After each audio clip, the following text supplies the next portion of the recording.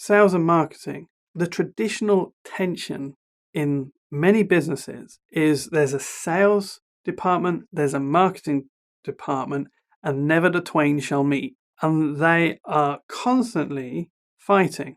Now, a few years ago, we had an experience where we had a large contract with a client, and then the management changed. And what happened was the guy who was put in charge of the company came from a sales background. And once he took charge of the company, his position was marketing doesn't work. Only sales matters. So we're going to get rid of the marketing side of things. And you couldn't change this guy's mind because he perceived that when he went on the shop floor and he sold something before he got promoted into the CEO position, when he was one of their top salesmen, that the sales team did it all by themselves. So what you have is Man United Football Club and Man City Football Club. And that's how most people view sales and marketing. But sales and marketing are just two parts of the same process. And that's really important to understand. So when I talk about marketing and sales funnels, and we're going to go into AIDA marketing later on, it is one process.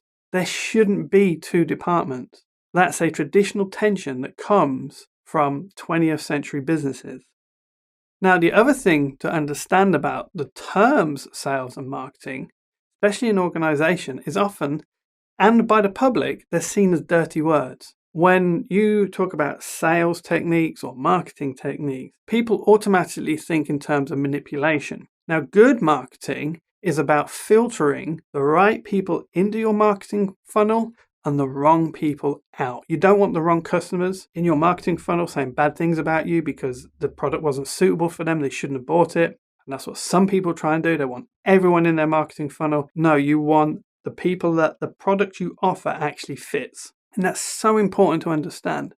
So when we deal with sales and marketing, sometimes we come up against these issues of sales and marketing being dirty words. So that means we have to deal with contention sometimes. We have to deal with challenges on sales and marketing as principles. And what's really important for us to understand is we value both aspects of this one funnel. In fact, they're so intertwined, they're not even two aspects. But if you're dealing with a company and you're working in a company and you're taking this course and it's sales and marketing departments, it's really important that you communicate that both of those have equal value and are part of the same process. And that's going to help diffuse a lot of contention. And also, when you're putting your content out there, try and avoid communicating that this is sales material or this is marketing material because people switch off to that. Most people's concept of sales and marketing is Dodgy Dave and his used car lot, or Keith and Trevor, the double glazing salesman.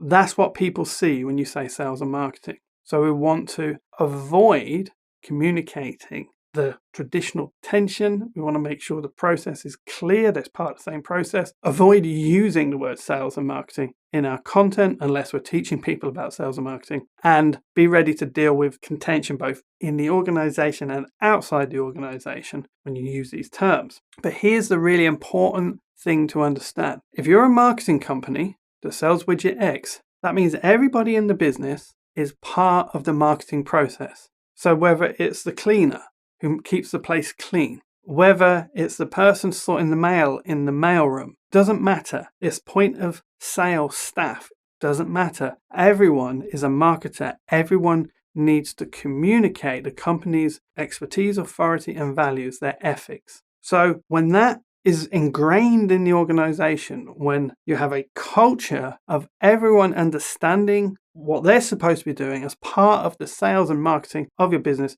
of your brand, then you're going to have success in that company. But if you have contention, if you have people fighting against that, it's very difficult to succeed. And that comes back to the earlier point. Whenever you create a sales or a marketing campaign, that you get buy-in from the very beginning with all levels of the organization, the time commitment, how long this is going to take, how much resource it's going to take, what you expect the outcome to be. And even if you're doing it for your own business, you need to go through that process because you need to completely sell yourself on the value of what you're doing.